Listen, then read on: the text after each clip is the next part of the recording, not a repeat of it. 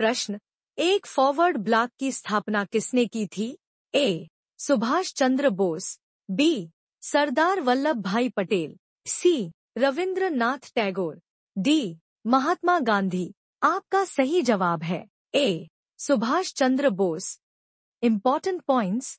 Forward bloc की स्थापना Congress party छोड़ने के पश्चात नेताजी सुभाष चंद्र बोस ने 1939 में की थी।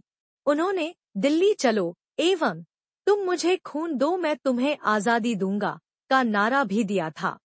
प्रश्न, 2 आर्गन का उपयोग सामान्यतः तापदीप्त प्रकाश बल्बों में भरने के लिए किया जाता है क्योंकि आर्गन गैस है। ए. सबसे हल्की, बी. अभिक्रियाशील, सी. प्रचुर, डी. अक्रिय। आपका सही जवाब है डी. अक्रिय गैस। Important points.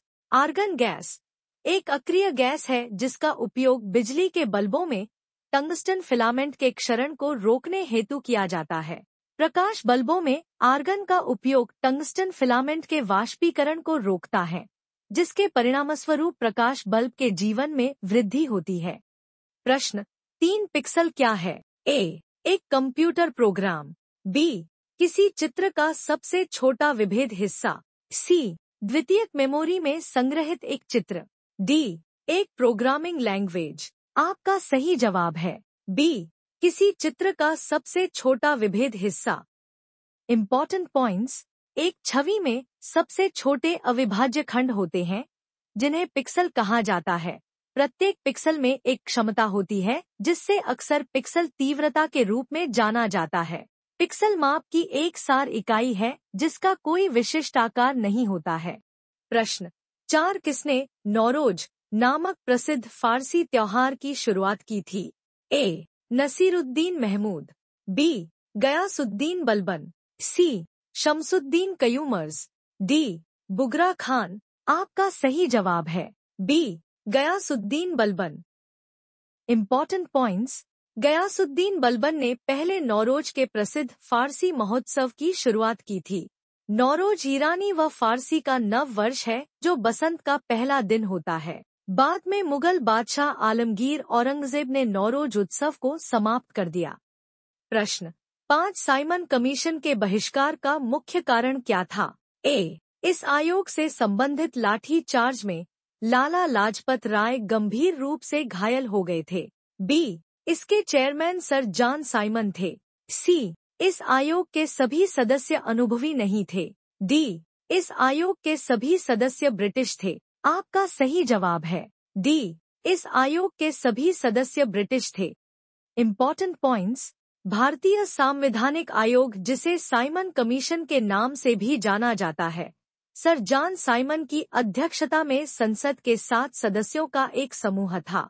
इस आयोग का विरोध करने का मुख्य कारण यह था कि यद्यपि यह भारत एवं उनके लोगों की भलाई के लिए बनाया गया था, फिर भी कोई भी भारतीय इस आयोग का सदस्य नहीं था। प्रश्न, 1907 में भारतीय राष्ट्रीय कांग्रेस के अध्यक्ष कौन थे? A. Dada Bhai Naoroji, B. Umesh Chandra Banerjee, C. Lala Lajpat Rai, D. Rashbehari Ghosh. आपका सही जवाब है D. Rashbehari Ghosh. Important points. 1907 में भारतीय राष्ट्रीय कांग्रेस के अध्यक्ष रासबिहारी घोष थे। इस अधिवेशन में भारतीय राष्ट्रीय कांग्रेस 2 समूह अर्थात नरमपंथियों व उग्रपंथियों में विभाजित हो गई। 1916 में लखनऊ अधिवेशन में वह कांग्रेस के साथ फिर से जुड़ गए थे। प्रश्न, 7 दुल्हस्ती पावर स्टेशन निम्नलिखित में से किस जिले में स्थित है? A. Anantnag, B. Kishtwar, C. Donda, D. Poonch. आपका सही जवाब है B. Kishtwar. Important points. Dulhasti Bharat के जम्मू कश्मीर के किश्तवाड़ जिले में NHPC National Hydro Electric Power Corporation द्वारा निर्मित 390 मेगावाट का पनबिजली संयंत्र है। यहाँ बिजली संयंत्र किश्तवाड़ क्षेत्र में चिनाब नदी पर एक रन ऑफ द रिवर का प्रकार है। प्रश्न, 8 किस देश की सीमा विश्व की 5वीं सबसे बड़ी सीमा है? A. Bharat Myanmar, B. Bharat Bhutan, C. Bharat Nepal, D. Bharat Bangladesh. आपका सही जवाब है D Bharat Bangladesh. Important points. Bharat एवं बांग्लादेश 4096 किलोमीटर लंबी अंतर्राष्ट्रीय सीमा साझा करते हैं, जो विश्व की 5वीं सबसे लंबी भूमि सीमा है, जिसमें असम में 262 किलोमीटर, त्रिपुरा में 856 किलोमीटर, 318 किलोमीटर मिजोरम में, 443 किलोमीटर मेघालय में और 2217 किलोमीटर पश्चिम बंगाल में शामिल है। प्रश्न। 9 पाक जलमरूमध्य किन दो स्थलकृतियों को एक दूसरे से पृथक करता है? ए. उत्तरी अमेरिका और दक्षिणी अमेरिका।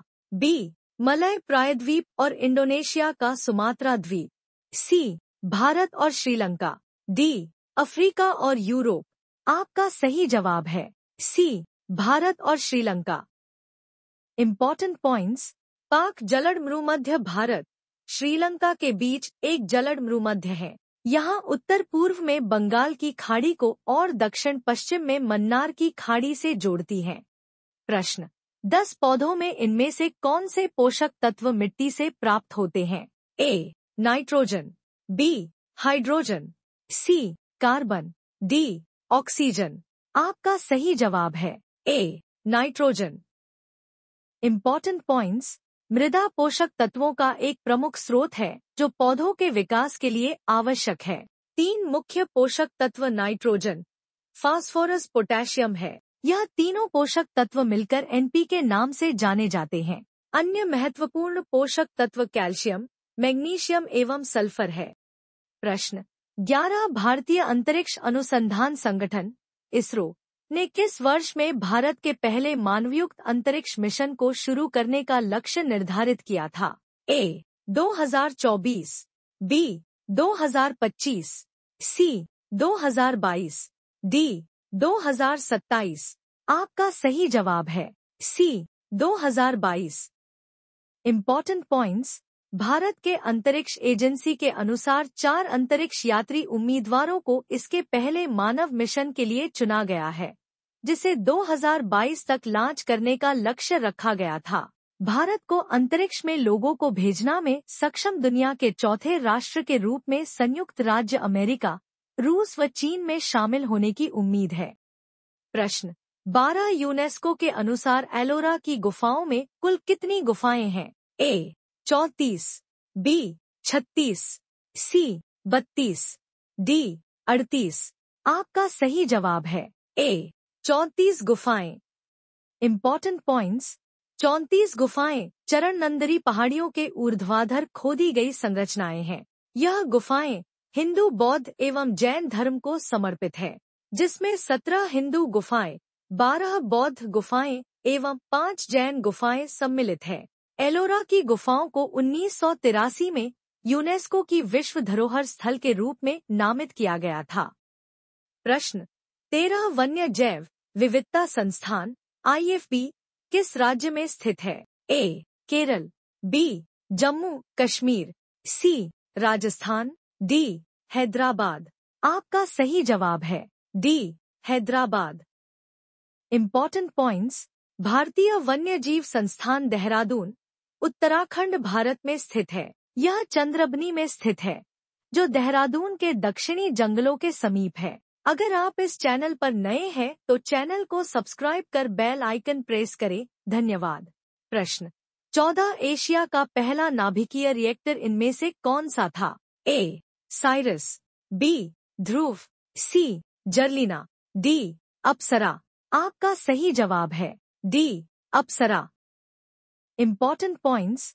भारत एवं एशिया का प्रथम परमाणु रिएक्टर अप्सरा 4 अगस्त 1956 को इसकी शुरुआत हुई थी एवं 20 जनवरी 1957 को प्रधानमंत्री नेहरू द्वारा इसका उद्घाटन किया गया।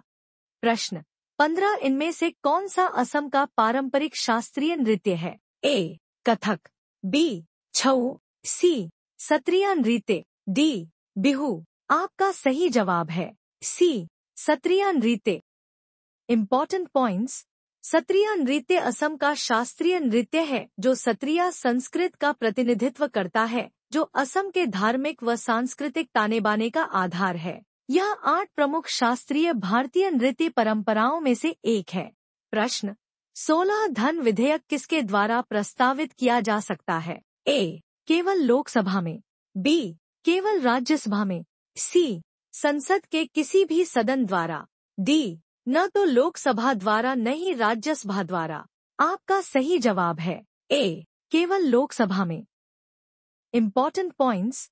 धन विधेयक अनुच्छेद 110 केवल लोकसभा, भारतीय संसद के सीधे निर्वाचित लोगों का सदन में राष्ट्रपति की पूर्व अनुमति से पेश किया जा सकता है। लोकसभा द्वारा पारित धन विधेयक राज्यसभा, संसद के ऊपरी सदन, राज्य व क्षेत्रीय विधानसभाओं द्वारा निर्वाचित या राष्ट्रपति द्वारा नियुक्त को भेजे जाते हैं। धन विधेयक लोकसभा अध्यक्ष द्वारा स्थापित किया जाता है।